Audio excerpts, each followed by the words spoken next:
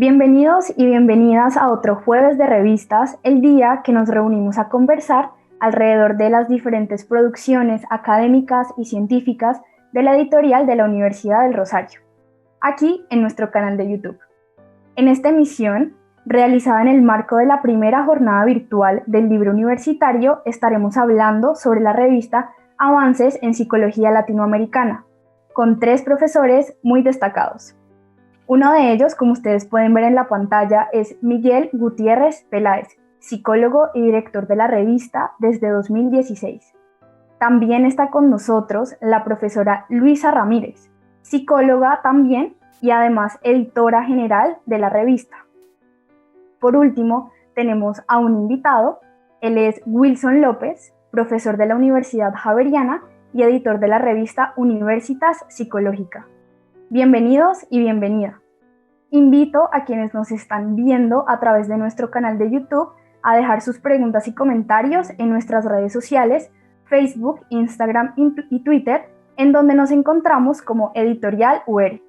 Ahora sí, sin más preámbulos, doy paso al profesor Miguel para que dé inicio a esta interesante conversación.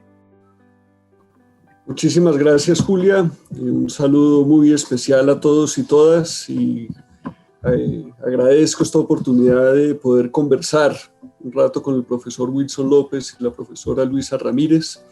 Hay 3 temas que nos convocan el día de hoy, que quisiéramos conversar con el profesor Wilson, con Luisa. El primero tiene que ver con el artículo del cual es coautor Wilson López, publicado en el último número de Avances en Psicología Latinoamericana, titulado COVID-19, impacto psicosocial en la escuela en Chile, desigualdades y desafíos para Latinoamérica. Entonces nos interesará en un momento darle la palabra al profesor Wilson sobre este artículo y queremos posteriormente conversar de una manera más general sobre lo que es el tema de las publicaciones científicas en estos tiempos de pandemia, el efecto que ha tenido toda la crisis del COVID-19 sobre las publicaciones en general y las publicaciones en psicología en particular, y posteriormente al final discutir sobre la relación entre publicaciones, docencia e investigación en los ecosistemas de conocimiento. Yo agradezco mucho, Wilson, que estés acá. Wilson, además de ser coautor y ser hace varios años el editor general de la revista Universitas Psicológica, una revista muy importante de psicología en el país y en Latinoamérica. Diría también que Wilson ha tenido un liderazgo y un protagonismo importante de lo que es las publicaciones en psicología en Latinoamérica. Entonces, pues es un gusto, Wilson, y un verdadero privilegio que estés acá y pues te doy la palabra para escucharte. Bueno, primero, mil gracias a Miguel, a Luisa. Muy buena la iniciativa. Realmente, es una muy buena iniciativa para visibilizar las publicaciones, hablar a veces con los autores. Yo siempre soñé una revista en donde hubiese un canal donde uno le diera 5 minutos al autor para que contara de qué se trató el artículo, cómo se originó, cómo lo desarrolló y que hablara de eso. Yo creo que esa es la mejor forma de potenciar en ocasiones la visibilidad de los artículos. Y yo creo que vamos a hablar después de eso en la segunda pregunta sobre mi evaluación sobre el tema, sobre cómo el artículo se vuelve el centro de la revista. Entonces, empezando para hablar del artículo, ¿cómo surge? Yo llevo trabajando con Gonzalo muchos años, pero él trabaja en el ámbito de psicología escolar, pero nosotros tenemos un elemento común que son los temas de comunicación científica, que es un elemento que me ha atravesado toda la vida. O sea, la preocupación sobre cómo nos comunicamos, etcétera. Pero pues, conversando, cuando aparece lo de COVID, yo empiezo a escribir porque decía, no veo suficientes, los psicólogos están todavía reaccionando y no veo que estén escribiendo sobre un tema que es tan fuertemente, tan brutal. Y yo empiezo a conversar con diferentes personas. Y a escribir, a leer y a escribir. Y bueno, con él ya habíamos hecho varias publicaciones. Y entonces él me habla de este tema de la escuela, del impacto. Le digo, ya, y es más, tenemos otro que que está en proceso todavía, que es sobre el tema en la universidad, más que en la escuela, es el tema de la universidad. Ya han salido artículos del tema en otras partes para evaluar este impacto de todo esto en el mundo. Incluso él ayer en el Congreso de la CIP habló de esto mismo, ¿sí? Sino que le dio un perfil mucho más internacional a la conversación. Entonces surge a partir de eso. Yo le decía, pues oye, esto que estamos hablando, pues que debería desbordar Chile, porque esto es un elemento común para toda América Latina. Entonces pongámosle datos, atravesémoslo por lo menos por Colombia también y por América Latina. Así es que surge. Y me gusta la pregunta porque a veces uno dice, pero ¿cómo surgió eso? O sea, ¿de dónde salió? Y por eso es que es una oportunidad a veces para uno, porque uno no puede escribir eso. O sea, uno no puede escribir, mire, yo llevo trabajando con con este otro autor como 5, 6 años, 7 años, y esto surgió en una conversación, y en la conversación nos interesó a ambos, y a mí mi preocupación por América Latina hizo que el artículo dejara de ser una cosa muy local de Chile para ver el impacto en América Latina. Así surgió. Y lo otro es que obviamente, y ayer lo pensaba nuevamente, cuando uno habla del impacto de lo que estamos viviendo, del COVID, del tema de la pandemia, yo he tratado de construir como ese es mi esfuerzo como estructural, mi sesgo estructural de andar buscándole orden al mundo del caos de conocimiento que se da. Y entonces, mire, un tema siempre hay que caracterizar es qué pasaba antes de la pandemia, qué pasa cuando llega la pandemia, qué pasa cuando aparecen las cuarentenas, qué va a pasar cuando aparecen los temas entonces, una serie de momentos. Entonces trato de caracterizar los momentos y los diferentes procesos afectados. Entonces he tratado de escribir sobre diferentes procesos. Y este en particular es muy interesante porque uno dice, bueno, lo primero que uno analiza en esto es pues las infraestructuras del sistema educativo en América Latina, como dice en el artículo. No lo voy a chiviar todo, pero en el artículo hablan de cómo estábamos, o sea, no teníamos el nivel de acceso a Internet, ¿no? O sea, no es solamente que nosotros digamos, oye, esto se va a ir al mundo virtual y vamos a tener un tema multimodal y esto ya estaba llegando, como dicen muchos autores e investigadores en este tema. No, ya era inevitable que nosotros nos fuéramos a temas virtuales. Las universidades estaban haciendo muchos esfuerzos o presionando a los profesores, por ejemplo, a que se fueran a virtualizar sus clases. Eso era parte del desarrollo. Y muchos hacían, pues, como que teníamos algunas resistencias, ¿no? Pero claro, esto golpea distinto cuando ya llega esto porque ya no hay alternativa. Entonces empiezan a aparecer canales que surge la necesidad de construir canales para generar educación en la escuela. Entonces, por ejemplo, en América Latina el tema radial, la escuela a través de la radio, la escuela a través de la televisión, ¿sí? Y la escuela a través del Internet. Entonces la gente empieza a decir, no, primero la escuela a través del Internet, pero resulta que Colombia es de los países que menos acceso a Internet tiene, por ejemplo, en América Latina. 50% apenas, de acuerdo a las cifras que da el MINTIC, apenas el 50% de los hogares tienen Internet.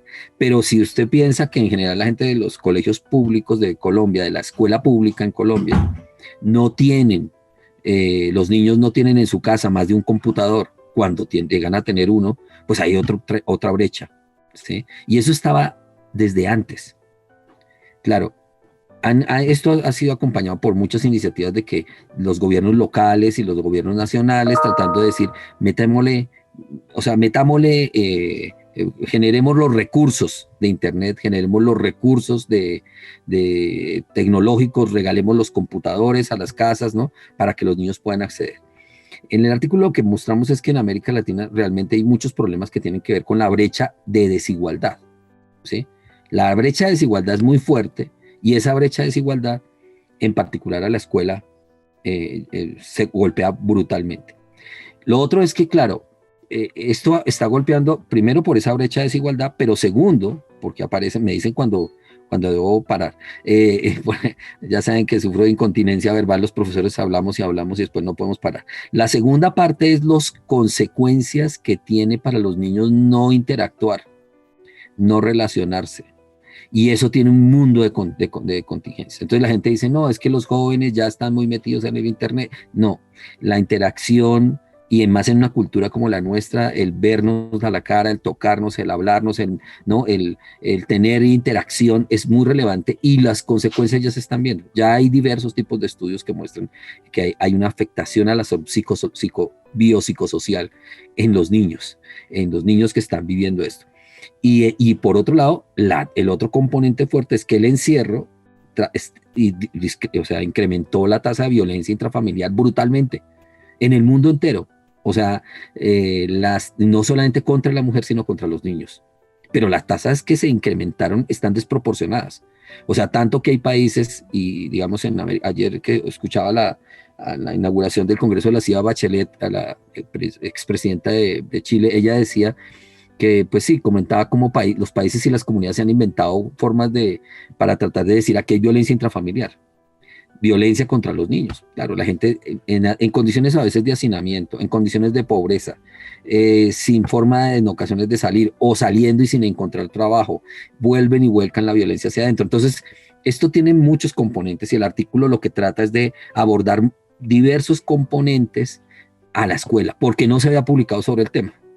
Y esa es una de mis motivaciones. Yo siempre ando buscando cosas donde diga cómo aportamos algo al conocimiento, o sea, cómo tratamos de agregar un contenido que abra líneas. Incluso ayer Gonzalo en la conferencia de él decía, esto es para hacer una línea de investigación.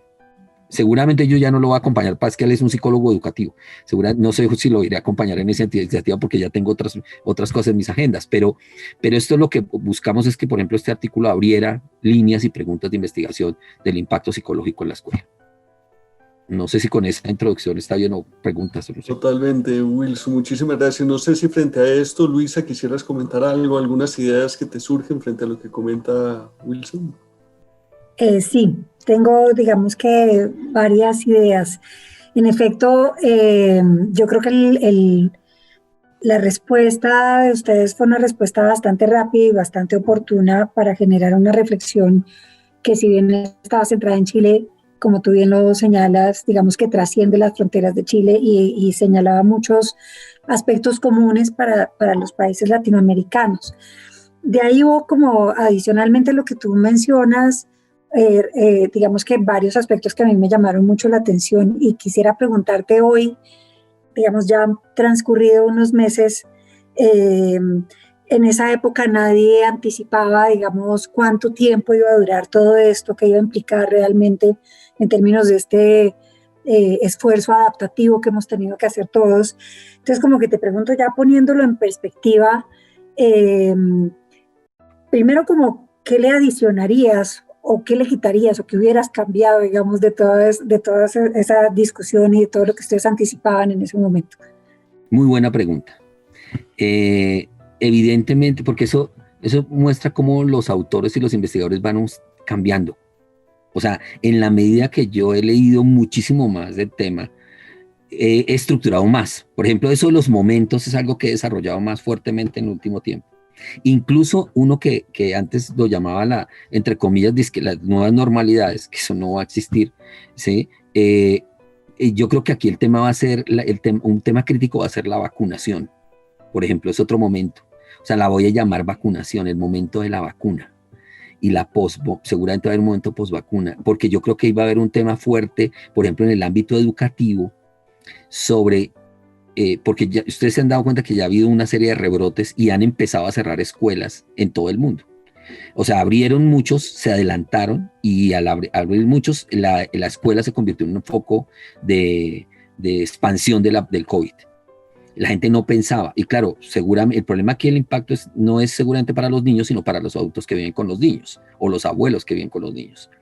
Entonces yo, por ejemplo, creo que ahí hay que explorar diferentes actores, ¿sí? Diferentes momentos, y creo que seguramente le agregaría esos momentos que yo estoy viendo que están viniendo, y segundo, le agregaría la exploración de más actores. Nosotros aquí trabajamos en el artículo un tema que tiene que ver con repito, que yo apenas mencioné ahí, que tiene que ver con los temas de familia, ¿no? Del impacto en la familia tan fuerte, porque es que el que uno viva, digamos, Yo soy papá, bueno, mis 2 hijos ya salieron de la escuela, pero estamos los 4 en un apartamento más o menos donde cada uno tiene su cuarto y en este momento cada uno está en actividades en este instante. Pero eso es una condición de privilegio. Evidentemente la mayor parte de la gente no puede hacerlo. Y fuera de eso, en los niños en las escuelas más pequeños y los impactos que tiene sobre la mamá trabajando, el papá trabajando, el niño pequeño ahí, yo creo que ahí exploraría mucho más ese tipo de cosas, pero creo que muchas de esas cosas tienen que volverse, como decía Gonzalo ayer en su presentación, qué coincidencia, la presentación de él en el Congreso de la CIF fue sobre el artículo, o sea, no fue exactamente, sino que él le agregó un montón de revisión nueva de cosas que están pasando, por ejemplo, a partir de los rebrotes y de impactos que está teniendo. O sea, es que me parece que una coincidencia muy, muy interesante por eso, porque él ayer amplió la base bibliográfica del artículo en el sentido de que incluyó más cosas a partir de las cosas que han seguido pasando desde el momento en que escribimos. Porque además ustedes también fueron muy rápidos. Es que eso no es tan fácil. En el mundo editorial uno tiene unos procesos y a veces los procesos, yo incluso estoy haciendo una transformación en Universitas para que artículo que se procesa inmediatamente subirlos, o sea, Universitas ya no tiene, si ustedes vieron, no tiene números, si ustedes entran hoy, no tiene números, quitamos los números, es una publicación continua, o sea, cada vez que aparece un artículo y al final del año lo que vamos a hacer es agrupar los artículos, pero ustedes fueron muy rápidos, hay revistas que son muy, o sea, uno tarda 7, 8 meses, y en un tema como este que está pasando, 8 meses es una eternidad en tratar de aportar luces y aportarle a la comunidad ideas que la pongan a reflexionar, que pongan a decir, oiga, vamos a desarrollar investigación a partir de esto, porque finalmente esto es una aproximación bastante conceptual, que la riqueza de eso, repito, es que yo sí creo que va a volverse un referente, porque fue uno de los primeros artículos publicados en habla hispana sobre el tema. O sea, haciendo una revisión ayer que he estado revisando para preparar esto, estaba buscando otros artículos y no encuentro, ¿no? Entonces, pero por supuesto uno ve una evolución ahí en el tema. Yo le agregaría esas cosas, o sea, las nuevas condiciones que estamos viendo en los cierres, en los rebrotes, más actores, ¿sí? Más temas de investigación sobre impacto en términos socioemocionales del encierro en la escuela, por ejemplo, más investigación que ya está saliendo, pero no en América Latina todavía, sino en otras partes del mundo, que ya se ha hecho investigación sobre ese tipo de cosas. Entonces seguramente eso enriquecería más esto. Tal vez justamente sobre eso que estás comentando, Wilson, se conecta con el segundo tema, que es el impacto sobre el modo de publicar que ha tenido la pandemia, porque nosotros con Luisa escribimos una editorial para este número, donde pensábamos un poco este efecto que ha tenido sobre las publicaciones en general y las publicaciones en psicología en particular, donde parece que hay efectivamente una urgencia, digamos que hay al estar haciendo investigación y sacando adelante productos de investigación sobre un tema absolutamente nuevo y cuyos resultados tienen un impacto muy inmediato sobre las decisiones que se toman en diferentes materias, pues hay por un lado una necesidad de acceder rápidamente a estos resultados, pero por otro lado veíamos también que a veces ese apresuramiento ha llevado a que se publiquen de manera prematura ciertos hallazgos que ha llevado en últimas a confundir no solo a los investigadores sino a la población en general, y que muchas veces, si bien las revistas pueden retractarse frente a algunos artículos que publican, lo que se ha visto es que las retractaciones tienen mucho menos impacto que el artículo original.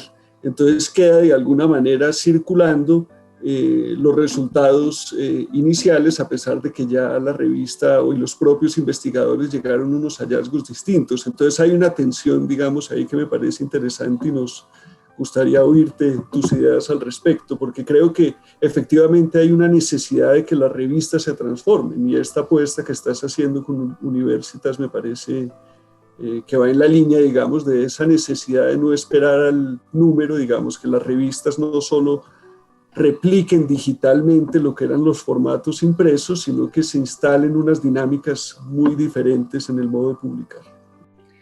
Sí, yo creo que además va a pasar un tema nuevo fuerte que va a influir en esto y es el Plan S, del cual yo soy embajador, no para América Latina, sino son embajadores del mundo del Plan S. Eh, el Plan S es el resultado de la coalición de ciencia abierta más ambiciosa que se ha hecho en el mundo, que se está haciendo en el mundo. En el Plan S están las grandes agencias de ciencia europeas y están la Fundación Bill y Melinda Gates. En la coalición S está la Fundación de Google. Los grandes financiadores se están sumando a esta iniciativa.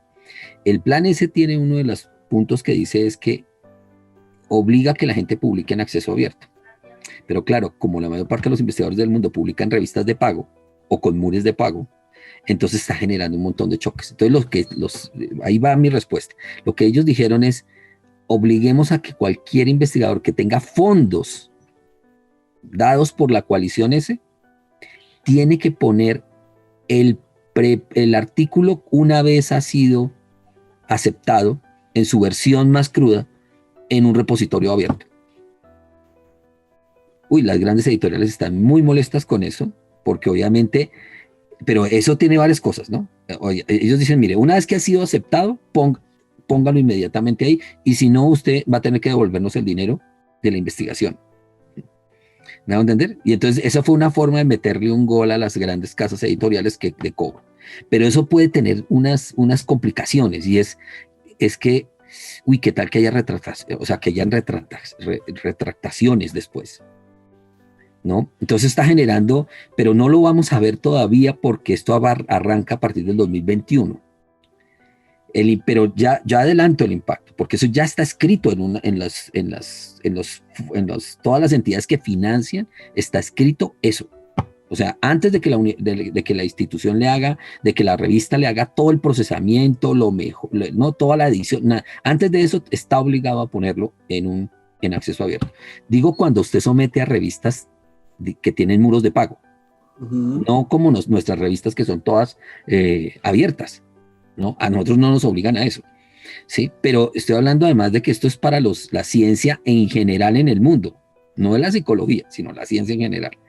Entonces yo creo que tenemos varias cosas, o sea, eso que plantea Miguel es que sí, se ha visto que hay una gran cantidad de información que ha salido, pero por montañas, a partir del COVID, y que mucha de esa información, alguna de esa información, en particular de India y China, por ejemplo, que hay un afán, pero exagerado de publicación, no pasa por comités editoriales, por comités de evaluación. No, nadie evalúa, y entonces terminan publicándose, y entonces, claro, terminan diciéndose cosas sobre las cuales no tenemos certeza. Eso es un riesgo muy fuerte que hay, y que lo único que uno puede hacer es tratar de que los comités, de que los evaluadores, el tema de evaluación de pares, hagan el trabajo bien hecho, ¿sí? Y que y la parte editorial funcione.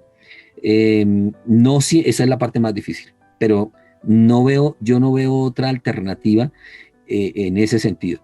Yo creo que esto se fue cayendo, o sea, ahorita hay menos, ha caído mucho esto, pero también hay que aclarar que muchos de los gobiernos del mundo, en el afán por explicar y por tratar de entender y por generar soluciones basadas en evidencia que no les generan después demandas, ¿sí? Demandas jurídicas, digo yo, están volcados a financiar todo lo que tenga que ver con COVID. Por ejemplo, para dar un ejemplo, la última convocatoria de Newton de Colciencias, al principio no decía nada de COVID y le metieron COVID. Era un tema más de paz, de reconciliación en zonas PDED y tal, y nos obligaron a meterle COVID. Todos los que nos presentamos tocó meterle COVID. Sí, entonces nos tocó buscar las cifras de COVID en la región, ¿no? Entonces, eso no solamente es el caso de Colombia, es en general en el mundo, muchos de los fondos están yendo allá. Entonces, por eso también está asociado al incremento de publicaciones en ese tema. Y claro, si tú tienes publicaciones en el tema, cuando sometes los proyectos de investigación, uno de los criterios es evaluar los investigadores, la experiencia que tienen en el tema, y entonces todas esas cosas pesan. Entonces se vuelve como que es lo que yo te decía, Miguel, y que he escrito sobre eso, sobre que es necesario tener una visión ecosistémica del proceso. ¿Sí?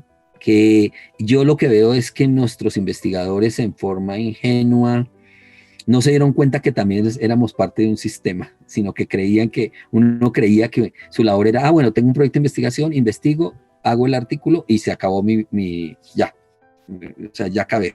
Y resulta que no, esto no es sino una partecita. Y para que usted llegue a tener recursos, ¿qué pasó antes? ¿Con quiénes actores está relacionado usted? ¿Qué impacto tiene ese conocimiento en términos sociales? Y es más que, y repito, eso es más que ir en una visión de lo que exigen los formatos de conciencias, por ejemplo, en el caso colombiano, de decir que usted diga, justifique el impacto social del proyecto. Pues de verdad la gente no se lo toma, no creía que eso era una cosa como coloquial. ¿No? Entonces yo creo que aquí hay un tema y es ver esto ecosistémicamente y ver que los editores, los que jugamos el papel de editores, somos una parte del sistema. ¿Sí? Y los evaluadores son otra parte del sistema, los financiadores son otra parte del sistema, la gobernanza científica de las instituciones son otra parte del sistema, ¿no? Las apropiaciones. Yo he tratado de hablar de 3 tipos de apropiaciones grandes: la apropiación académica, la apropiación social y la apropiación tecnológica del conocimiento. Y la apropiación académica tiene diferentes tipos de actores: los estudiantes de pregrado y maestría y doctorado que se apropian, la transferencia entre investigadores a través de la colaboración, ¿sí? Y las apropiaciones que se dan dentro de la comunidad. Y ese es un tipo de apropiación que a veces generan vínculos de investigación y demás. Otro tipo de apropiación es la apropiación social, es cómo esto llega a la comunidad, cómo llega a la sociedad, cómo llega a los diferentes actores sociales, al gobierno. O sea, cómo este artículo debíamos enviárselo a la ministra. Yo sé que ellos han hecho muchas cosas. Entré a la página para hablar de lo que han hecho ellos. Sé que Ascofapsi ha tenido un papel interesante en esa conversación con el Ministerio de Educación, pero no ha habido sobre el impacto psicológico en la escuela, en particular ese tema. Este tema de verdad debería ser abrir una línea de investigación como la que está pensando Gonzalo. Pero aquí... Wilson, permíteme, yo ahí te interrumpo un poquito porque esa era una pregunta que te quería hacer. Y es que me parece que una de las cosas que ustedes tratan en el artículo tiene que ver con la reflexividad que hay alrededor de la forma como se tomaron, digamos, medidas. Inmediatamente, digamos, los países buscaron adaptarse y continuar con la vida, pero quizás sin reflexionar suficientemente sobre las implicaciones que todo esto podía tener, digamos, para la población estudiantil principalmente, aunque creo que también es cierto para otras poblaciones. Y quería preguntarte un poco sobre eso, porque si bien, digamos, el artículo pues hace una crítica muy fuerte al proceso que se hizo en Chile, ¿cómo ves tú el proceso en Colombia? Mal. O sea, tú me preguntas, yo creo que nosotros no lo hemos hecho bien. O sea, uno siempre tiene que ser exigente. O sea, uno puede decir siempre, no, hemos hecho, yo que trabajo en temas de paz siempre trato de decir, uno tiene que tratar de mostrar la parte positiva, el vaso medio lleno y no solamente medio vacío. Pero si usted me pregunta, creo que no lo hemos hecho bien, porque por ejemplo se ha invisibilizado muy fuertemente el tema del acceso a través de redes y el uso de recursos como la radio y la televisión, que otros países que no tenían tanto acceso, y que, por ejemplo, México, que tiene mucho más las estadísticas, veía ayer las estadísticas de acceso a Internet, por ejemplo, y aún así ellos trabajaron mucho televisión, y Perú, por ejemplo, trabajó muchísimo radio.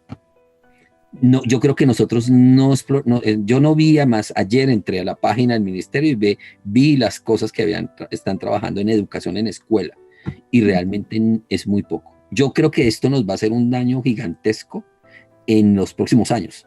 Es decir, no ahora. Lo que vamos a ver es que si estos chicos, no solamente por los efectos del confinamiento, de la violencia intrafamiliar, de todo este asunto, sino por todo lo que significa el que no tengan los recursos para poder acceder a eso.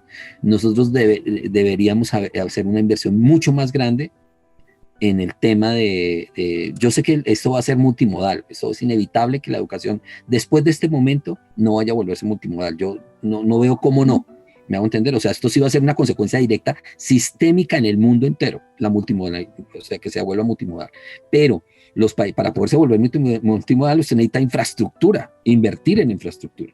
Y usted necesita desarrollo. Aquí Colombia tuvo una época donde se invirtió mucho en televisión educativa y se invirtió mucho en radio educativa. Todo eso se perdió. Eso es como si se hubiese borrado. Y eso yo creo que no se puede borrar por las condiciones de pobreza de Colombia. Si ustedes ven las cifras de pobreza de Colombia que sacó el DANE hace un par de semanas, se darán cuenta que la pobreza en Colombia se incrementó y se va a incrementar peor. Eso significa que la gente no va a poder tener acceso a los recursos básicos, entonces hay que encontrar otros recursos para poder seguir gestionando temas de formación y educación por otros medios, ¿sí? Yo no veo cómo nuestro sistema vaya a poder generar cobertura en internet, ¿sí? Para toda la población, o sea, pasar del 50% que tenemos de gente en acceso al 100% o al 80% se tarda años. Seguramente va a ser preferible que desarrollamos otros canales multimodales mientras llega ese proceso de incrementar al 60, al 70% al menos, o tratar de incrementarlo en particular en las poblaciones más vulnerables.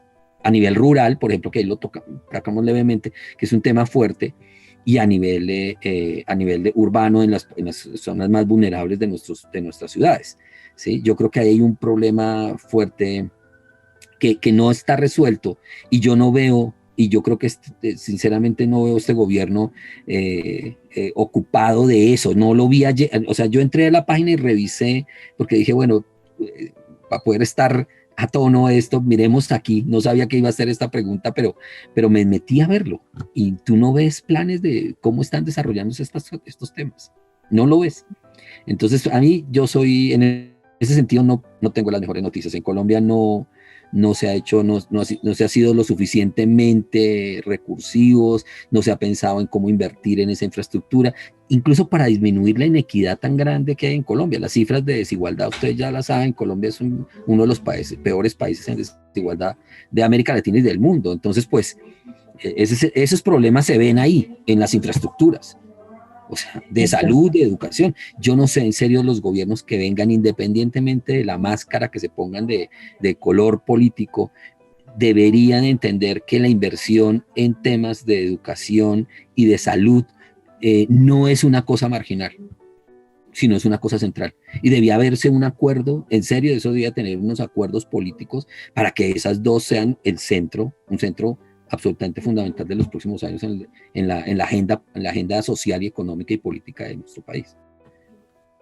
Tengo otra pregunta y tiene que ver con, a ver, digamos que una de las reflexiones que me hacía yo hace algún tiempo tiene que ver con que buscando también, revisando literatura, digamos, sobre experiencias como la de la pandemia o otras epidemias, digamos, otro tipo de experiencias que pudieran informarnos sobre lo que sucede actualmente acá.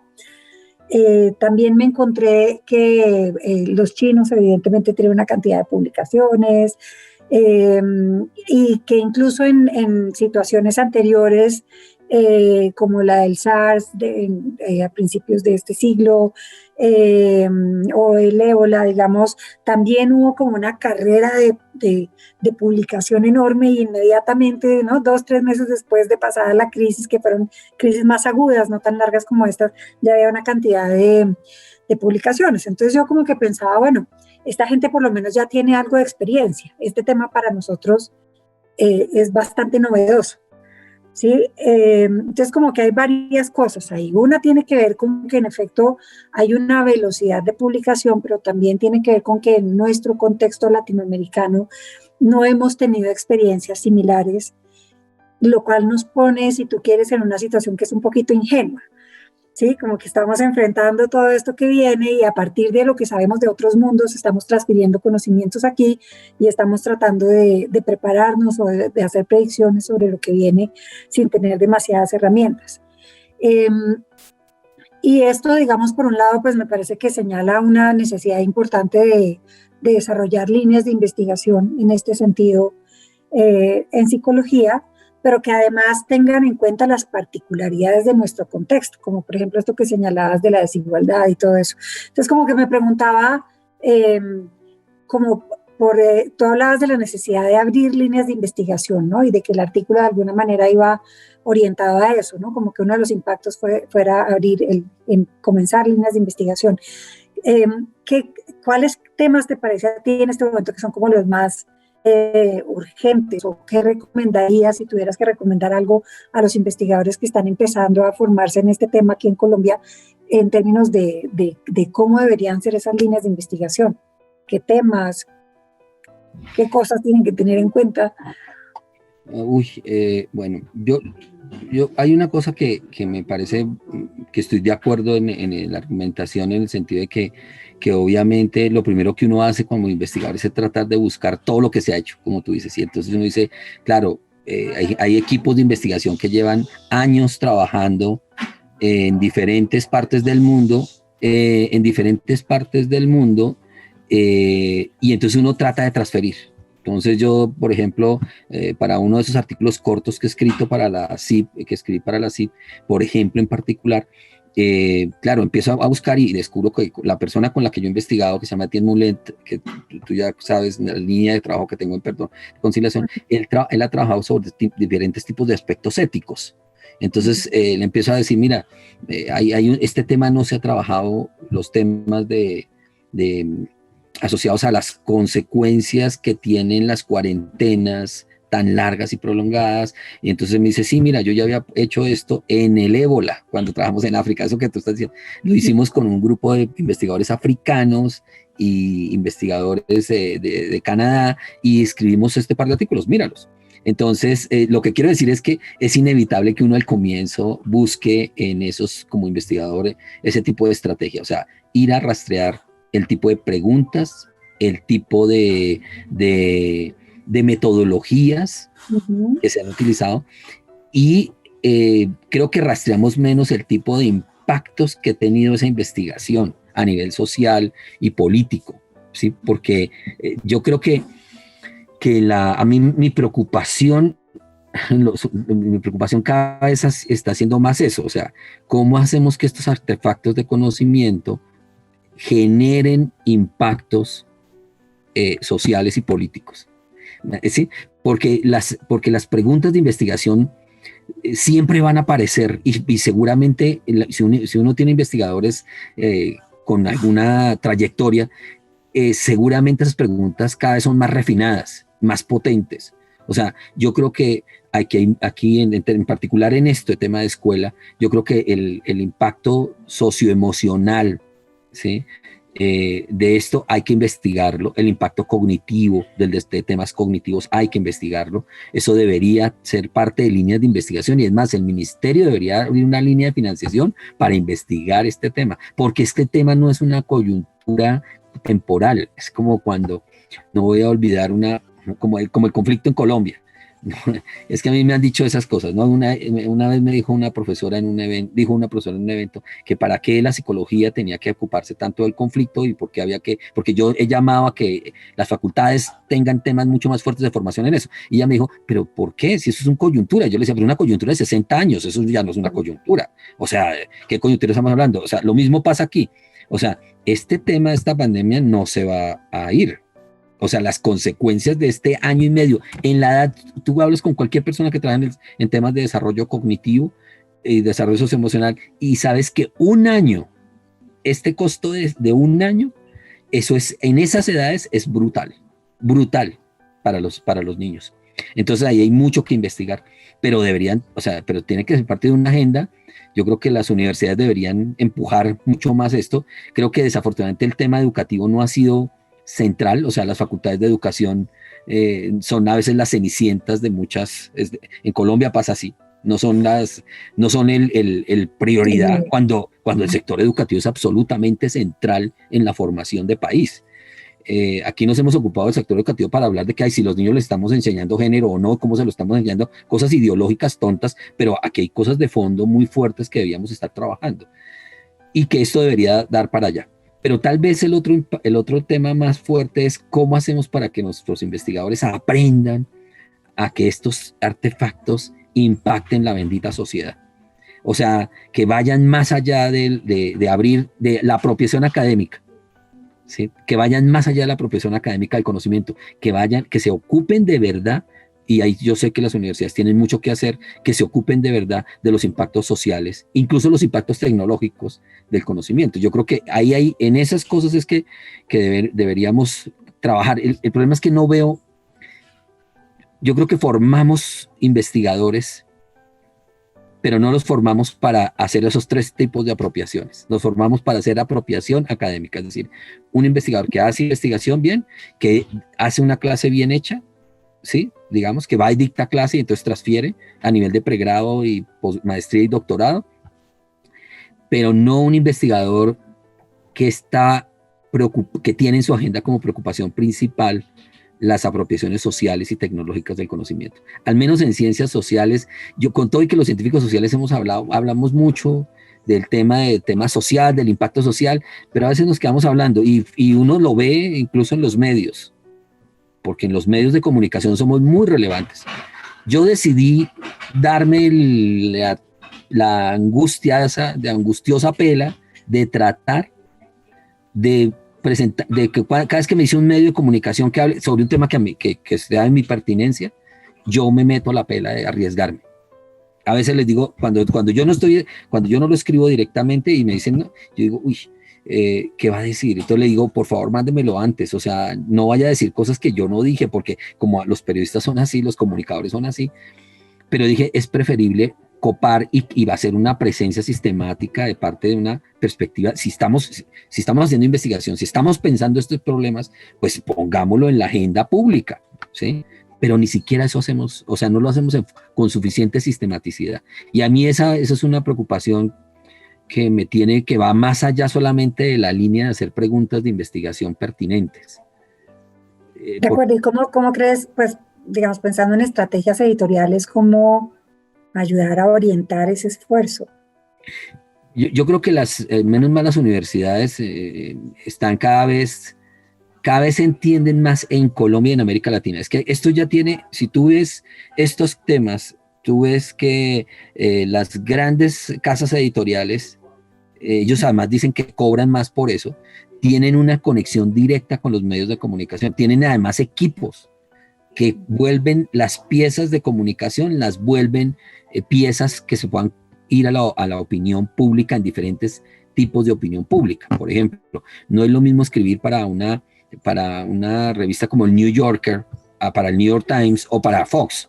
¿Me hago entender? O sea, estoy para pensar en Estados Unidos, o no es lo mismo escribir para Semana, ¿sí? Que desafortunadamente dejó de ser la semana de antes, qué pena, ahora ya es una semana. Fox dijo el que quería convertirle el nuevo dueño de Semana, que quería verle algo parecido a eso. No es lo mismo eso, ¿sí? A escribir para una revista como Razón Pública. Que Razón Pública es exigente, pone unos cánones de argumentación, pone unos cánones de argumentación y entonces hay unos niveles de filtro sobre eso. Entonces, pero los que leen Razón Pública son completamente distintos, o La Silla Vacía académica son completamente distintos a los que leen. Entonces, yo creo que las universidades tienen que invertir mucho más en esto, tiene que haber una inversión más fuerte en esto, no una inversión menor. Creo que cada vez lo hacen más. O sea, por ejemplo, la Javeriana tiene un equipo entero de comunicación gigante, cada vez amplía más. No es no menos, no más. Y yo creo que es por ahí, porque a veces, y ojo, pero también ahí es donde voy a lo de ecosistema de conocimiento. Yo creo que nosotros tenemos que hacer muchas jornadas de formación con nuestros investigadores y eso requiere repensar incluso la gobernanza académica, porque, es decir, los sistemas de incentivos le dan muy poco peso a esos tipos de productos de apropiación social, ¿sí? No saben cómo pesarlos, pero evidentemente si tú escribes un artículo para una revista como Semana o para el periódico El Tiempo, mira, ese artículo le llega a miles de personas, pero miles en todo el país, y es más, en todo el resto del continente es posible porque hay cosas que jalonan, sistemas que jalonan cosas de noticias que cada vez aparecen más y bueno, etcétera. Yo creo que hay un tema que los investigadores no se han dado cuenta, pero que se apabullan, ¿me hago entender? O sea, uno dice, uy, además de investigar, ahora me toca ver cómo comunico, o sea, y cómo apropio socialmente miércoles, ¿a qué horas voy a hacer eso? ¿Me hago entender? Y eso no tiene incentivos. Frente a eso, Wilson justamente me preguntaba si las revistas pueden tener un papel en eso, digamos, más allá del investigador, la revista. Y sucede esto mismo, digamos, los sistemas de medición, y hay unos muy específicos, por ejemplo, para investigadores, en el tipo de revistas las que publican, el número de citaciones que recibe. Igual las revistas son evaluadas con otros indicadores más o menos similares. Pero así como son vagos y pesan poco en los sistemas de clasificación de los investigadores, estos productos de apropiación social o las tareas de apropiación social, tampoco veo que las revistas las midan por sus esfuerzos para que se apropie socialmente los conocimientos de los artículos que publican. Y pensaba eso también, digamos, si algo así podría pensarse, incluso si esta conversación, este espacio que estamos teniendo en este momento, apunta a una apropiación social del conocimiento que es distinta a la que hace la revista con la sola publicación. Porque pensaba en esta dimensión que tú comentabas antes de la coyuntura, ¿sí? Entonces, si la violencia en Colombia es un asunto de coyuntura o es un asunto estructural, uno podría pensar lo mismo sobre el COVID, ¿no? Entonces, ¿esto que ustedes investigan es producido por el COVID? En algún punto sí, pero creo que sobre todo es lo que devela de fallas y desigualdades que son estructurales. Y ha habido publicaciones en psicología, como tú bien lo mencionas, sobre el impacto que puede tener la pobreza, la falta de ciertas condiciones materiales para la educación, la inadecuada estimulación de un niño en unas edades que son claves. Y lo que demuestra, lo que devela la pandemia es que es lo precario de nuestro sistema, de lo que está de fondo, y obviamente la total falta de recursos para responder a una exigencia como la que trae la pandemia. Entonces hay investigación que está ahí y que ha estado, pero que tal vez circula con mucha fuerza entre los investigadores en la publicación académica, pero como tú decías, este artículo hay que llevárselo a la ministra, ¿sí? Pero la ministra no se va a meter a la página de APL a mirar qué han publicado y a ver qué de ahí puede aplicar a su apuesta de su plan de gobierno. Entonces me preguntaba si las revistas pueden tener un papel importante ahí, incluso no si pueden, sino si deberían encargarse un poco de eso. Lo que te puedo decir es que hay revistas en el mundo, o sea, Science, por ejemplo, es una revista que tiene un equipo entero solamente dedicado a eso, o sea, a procesos de cómo hacer la revista, pero claro, eso es una empresa gigantesca, o sea, me hago entender, lo que pasa es que detrás de por eso es que hay toda esa discusión sobre el costo del conocimiento hoy, ¿sí? Entonces yo por eso digo, bueno, como la mayor parte de nuestras revistas en América Latina son de universidades, las universidades tendrían que generar ese soporte, ¿me hago entender? Es decir, yo sí creo que convertir artículos que sean críticos, me hago entender, que sean críticos en el sentido no de criticar, sino que sean, que abran preguntas, que aporten a la necesidad de inversión en infraestructuras de conocimiento, a los problemas que hay que resolver y anticiparnos a esos problemas. Ese tipo de recursos deberían ir a los equipos de los ministerios, no sé si a la ministra, pero a los equipos de los ministerios o de las secretarías de educación, a ambos, ¿sí? Yo sí creo que eso, y el tema es, claro, uno puede mandar un artículo, yo creo que ese artículo quedó bien escrito, o sea, está escrito en forma amable, me hago entender, no está escrito, no es críptico en los datos, no está lleno de tablas, sino es un artículo analítico bien hechecito. Yo creo que así sí, pero me hago entender, pero claro, son tantas páginas y es la gente, entonces uno sí debería, y yo creo que las universidades deberían caminar ahí, de hacer un mapeo de los actores dentro de las instituciones gubernamentales a nivel local, regional y porque ahí siempre está cargado de asesores y de gente, y uno debía tener y saber, mire, le mando esto. Y también hacer lo que hacen las universidades, en las oficinas de comunicaciones, que es ponerlo en el debate público. Oiga, que el tal periódico están queriendo hablar sobre tal tema. A mí me vienen llamando para eso, la universidad. Y yo digo, mire, si yo no lo puedo decir, lo puede hablar tal persona de la universidad, ¿sí? Yo creo que, por ejemplo, esa iniciativa, incluso porque hay universidades que no tienen la infraestructura para hacer eso debía ser un proyecto de Ascofapsi, se me ocurre. O sea, un proyecto bonito, que le dieran, que Ascofapsi tuviese ese apoyo, digamos, ese tipo de entidades cuando las instituciones no tienen el músculo financiero para invertir y no se han dado cuenta de la importancia de esto, ¿no? Yo creo que lo deberían hacer. Pero yo sí creo que debería ser parte de... O sea, lo que pasa es que nosotros somos pequeñitos, hacemos las revistas con las uñas, ¿me hago entender? O sea, no, pero cuando usted piensa en el Sevier, y ahí va a hacer dos aclaraciones, usted entra a una herramienta que tienen ustedes y que no las tienen otros porque es muy cara, que se llama ISBAL, que está dentro de su sistema, y esa herramienta, tú entras al investigador y dices cuántas veces ha sido mencionado en medios de comunicación. La investigación, el investigador.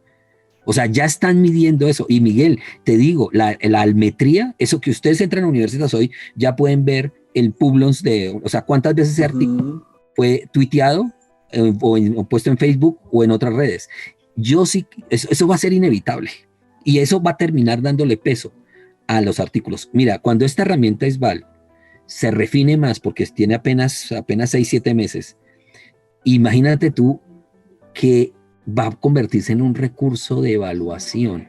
Si tú miras el ranking de Simago de instituciones, esta preocupación yo la hablé muchas veces con Félix hace muchos años de cómo mirar el impacto cuando hacía los rankings, y él introdujo ese tema social, y ese tema social lo volvió temas de medios, de Almetrics, y lo volvió temas de comunicación en redes sociales y demás. Y tiene un peso hoy en ese ranking, tiene un peso. O sea, yo sí creo que vamos a llegar las instituciones van a llegar, los sistemas, cuando los sistemas de información puedan entregar información de este tipo de cosas, va a tener que pesarse, va a tener que tener una tasa de retorno obligada en los sistemas de incentivos y en la evaluación de los profesores y la actividad docente. Es decir, si nosotros logramos, digamos, estemos en el mejor de los escenarios, un congreso muy educado, en un ideal, ¿no? Un congreso muy educado, donde los senadores y los congresistas tienen equipos de gente que son gente investigadora, que son gente educada, ¿no? Que tiene suficiente educación y que los ayuden a cuando van a hacer una ley a consultar a estas cosas. Y uno dice, o una política pública. Y uno dice, oiga, ¿cuántas veces en esa política pública se citó tales trabajos? ¿De qué investigadores? ¿Qué investigación?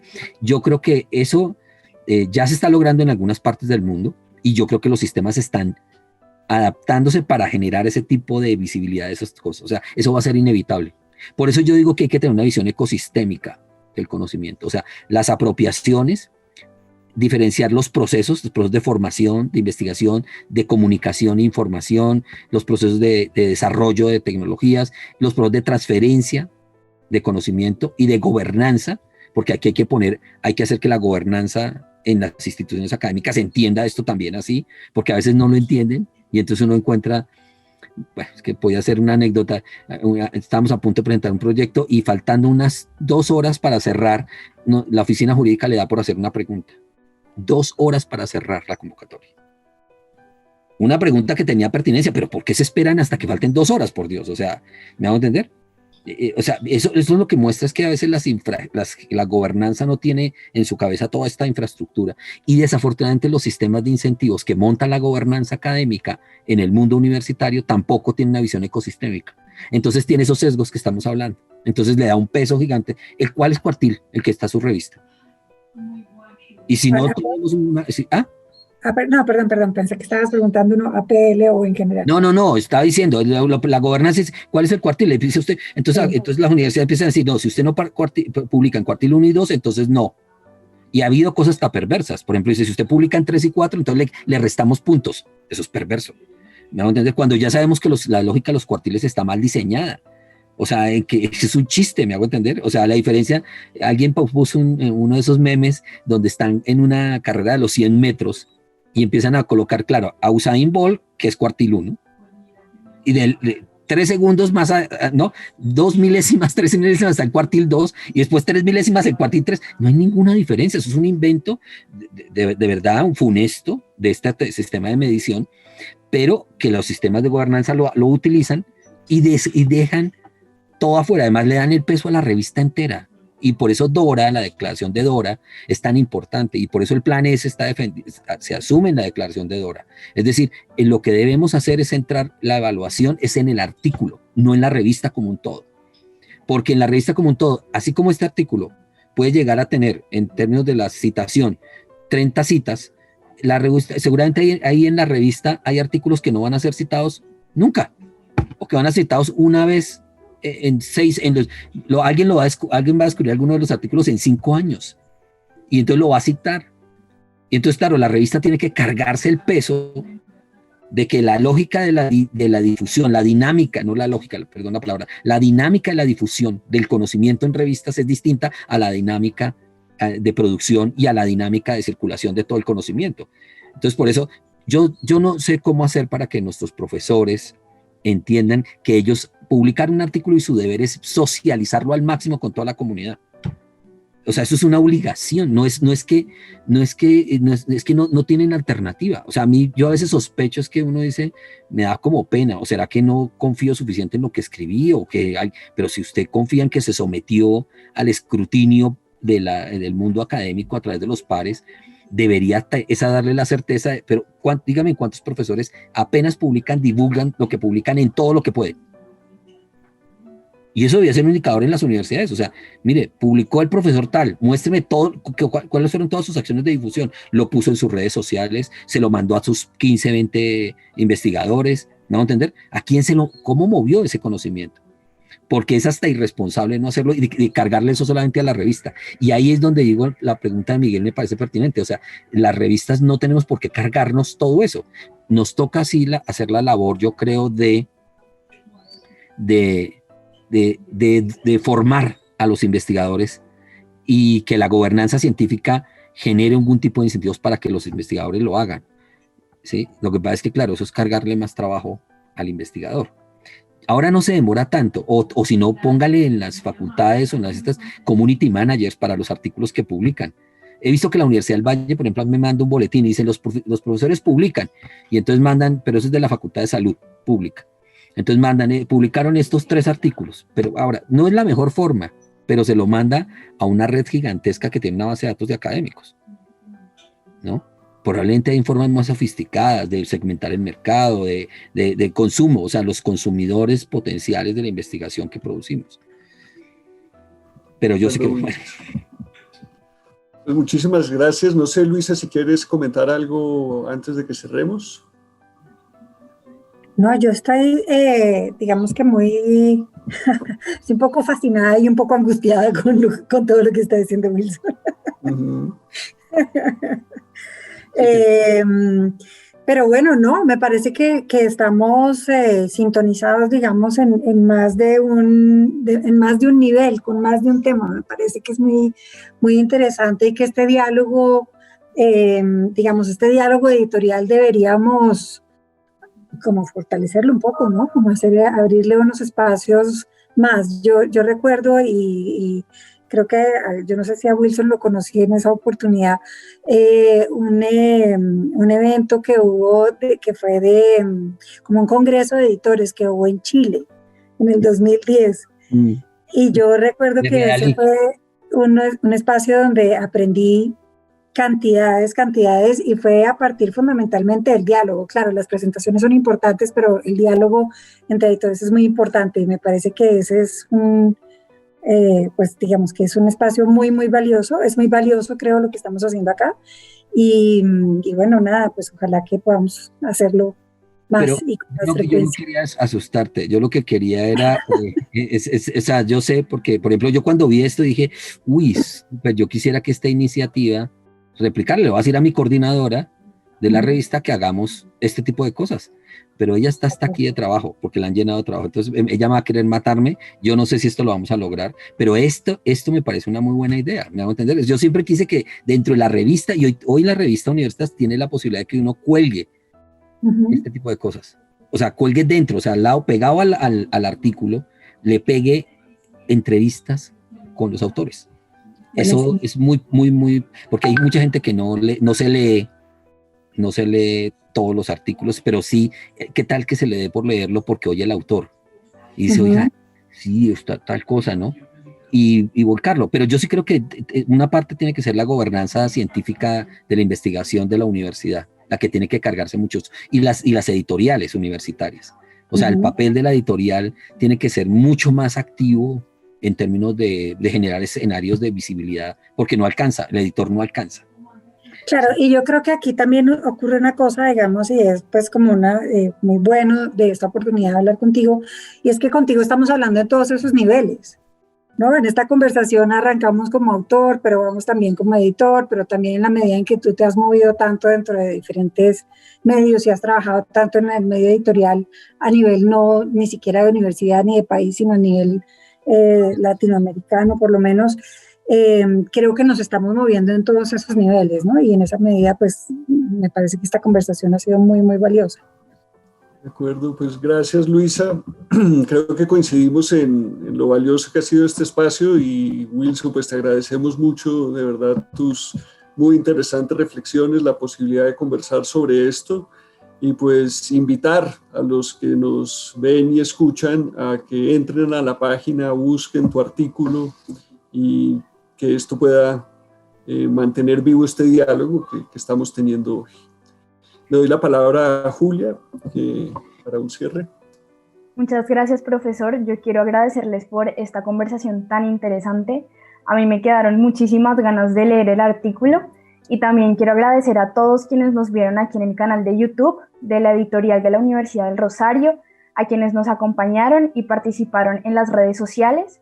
Recuerden que pueden consultar los demás artículos de la revista Avances en Psicología Latinoamericana en revistas.urrosario.edu.co y también les invitamos a seguir pendientes de toda la programación de esta jornada en la página editorial.urrosario.edu.co. Muchas gracias a todos.